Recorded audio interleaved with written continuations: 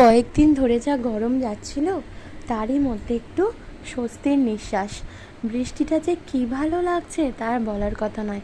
এই অতিরিক্ত টাটাপোড়া গরমে বৃষ্টিটা হয়ে সত্যিই একটু শান্তি লাগছে। হ্যালো এভরিওয়ান, আমি সুদেশনা। আমার আরও একটি ভিডিওতে তোমাদের অনেক স্বাগত। দুপুরের দিক থেকে বৃষ্টিটা শুরু হয়েছিল, সন্ধ্যের দিকে থেমেই গিয়েছিল, কিন্তু ঝোড়ো হাওয়া একটু দিচ্ছিল।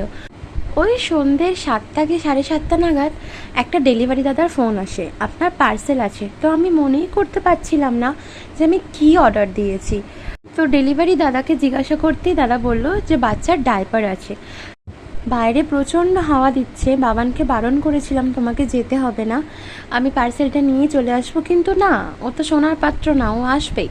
আর এই যে দেখছো পার্সেলটা আমি ঘুরিয়ে ফিরিয়ে দেখছি, আমার মনেই ছিল না যে আমি কোন অ্যাপ থেকে অর্ডার দিয়েছিলাম। তো তারপর দেখলাম যে ও আচ্ছা, অ্যামাজন থেকে ফোন এসেছিলো আমার কাছে। তো চলো এখন পার্সেলটা নিয়ে বাড়ি যাই। আর মাকে বলছিলাম যে দেখানোর জন্য আম গাছটাতে কী পরিমাণে যে আম হয়েছে।